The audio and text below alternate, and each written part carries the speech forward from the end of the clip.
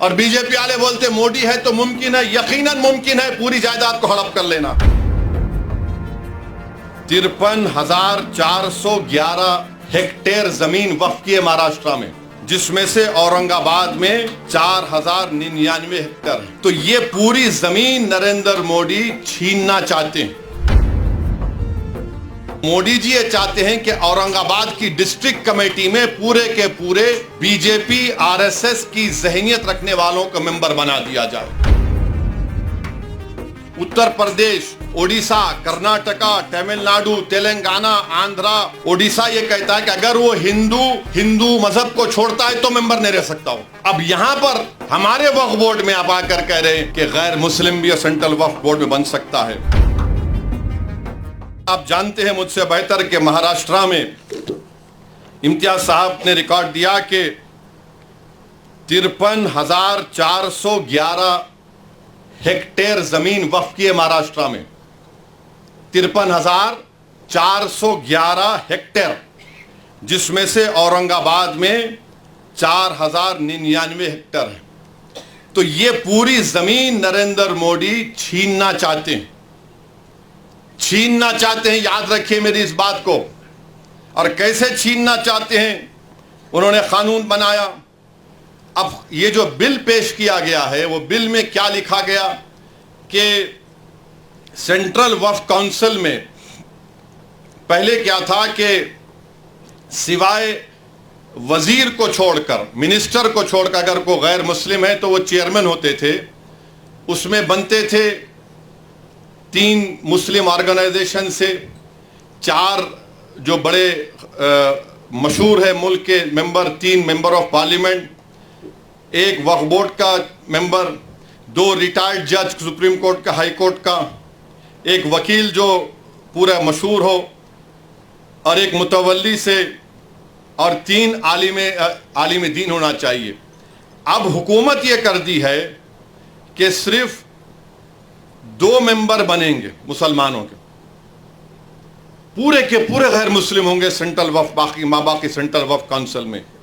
फिर आप देखिए कि जो स्टेट वक्फ बोर्ड है उसमें कह दिया गया है कि स्टेट वक्फ बोर्ड में पहले इलेक्शन होता था मुतवल्ली कैटेगरी में, आपके एमएलए कैटेगरी में, एमपी कैटेगरी में, फिर हाई कोर्ट के वकलाओं, मुस्लिम वकलाओं का इलेक्शन होता था। उन सबको बर्खास्त, इलेक्शन को बर्खास्त कर दिया गया और नामजद करेगी, नॉमिनेट करेगी हुकूमत। यानी पहले पूरे मुसलमान होते थे, अब सिर्फ शायद 2 या 4 रहने वाले हैं। अब उसमें भी क्या बोल रहे हैं कि 1 मुतवल्ली, 2 आलिम दीन और 2 म्यूनसिपैलिटी या पंचायत के मेंबर को बीजेपी मेंबर बनाएगी। अब ये क्यों कर रहे हैं बताता हूं मैं आपको। स्टेट वक्फ बोर्ड में जब इलेक्शन खत्म हो जाएगा तो मोदी जी ये चाहते हैं कि औरंगाबाद की डिस्ट्रिक्ट कमेटी में पूरे के पूरे बीजेपी आरएसएस की जहनियत रखने वालों को मेंबर बना दिया जाए। क्योंकि जब स्टेट वक्फ बोर्ड में नॉमिनेट कर रहे तो यहां पर भी करेंगे। आप अंदाजा लगाइए कि ये आर्टिकल 14 के खिलाफ क्यों है। इसलिए है कि एक तो यह है कि जो आप कानून पढ़ेंगे काशी विश्वनाथ का, उत्तर प्रदेश में जो काशी विश्वनाथ का कानून है, उसमें साफ तौर पे कह दिया गया कि काशी विश्वनाथ में कोई भी गैर हिंदू मेंबर नहीं बन सकता। काशी विश्वनाथ का कानून ये कहता है। फिर आप जाकर तमिलनाडु का कानून देख लीजिए, वो भी ये कहता है कि कोई भी मुसलमान या गैर हिंदू उसका मेंबर नहीं बन सकता। तमिलनाडु का 59 का कानून है।